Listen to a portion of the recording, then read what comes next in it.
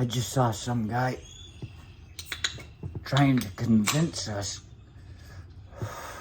that the United States has had its tentacles in the Ukraine for several years.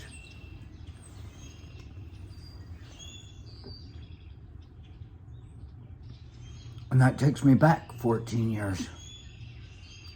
Almost exactly. Just shy. Almost exactly.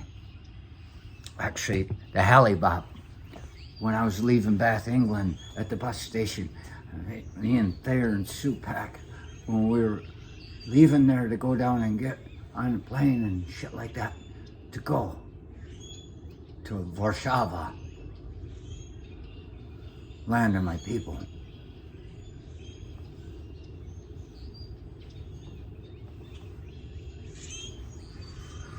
We looked up and we saw this damn thing in the sky, and it was like, what the fuck is that? Never seen anything like it. It looked like ominous. And then we ended up in Warsaw, and we were in the Ukraine, and there, while we were stuck in there for a few days before they took us into custody,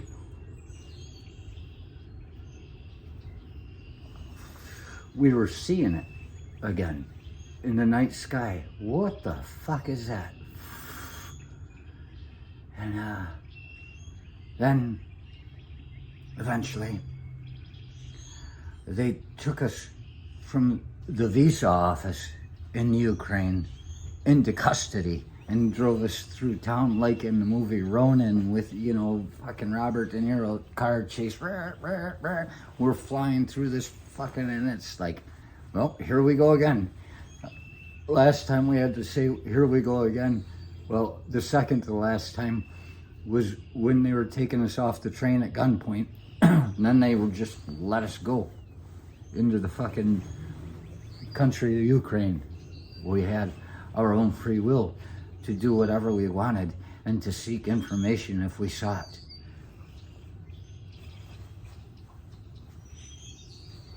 And then when I see how people are living in the train station in Lviv, right there near the Polish border in the Ukraine side, I looked at that, I'm like, ha!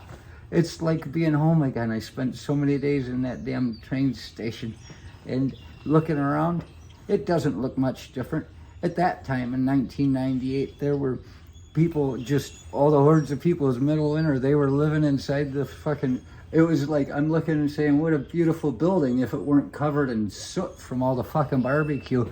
People were cooking, it was a bazaar in there, you know, it was a place, it doesn't look much different. Just full of people.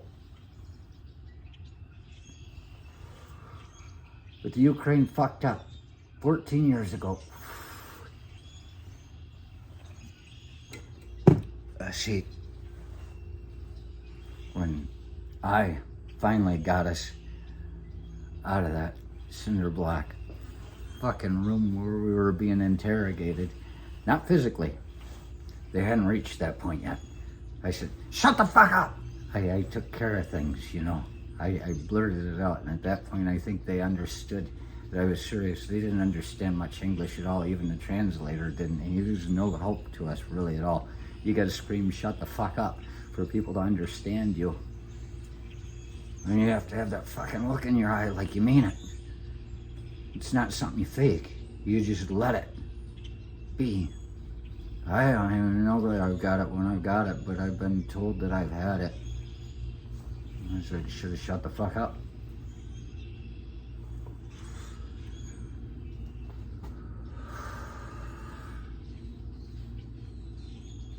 They fucked up. They were there accusing us of being spies the whole time. And here, what we say, the United States had its tentacles. We were right in there. You know, they said several years. This is many by now, 14.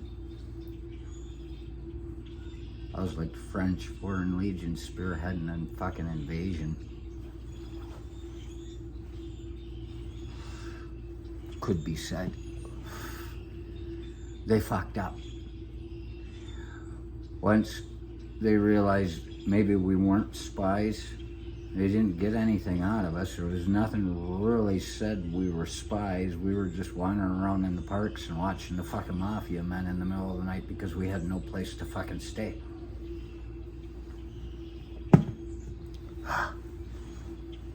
And what that means, if they let us go because they didn't think we were spies, they let information out. Whether we were there on purpose to see how these people were living and seeing what's going on, or just by mistake, they let us back into the West to where we could fucking tell them everything we saw.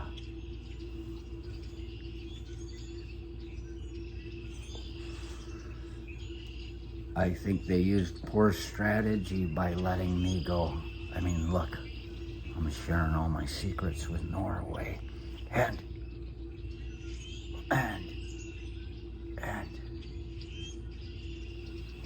oh, there was something coming around.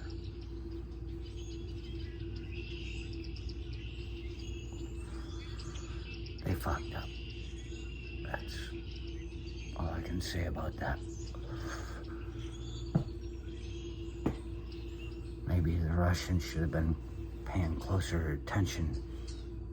We back here in the U.S., now that I'm back and shared all my secrets, we don't find the Ukraine so scary anymore.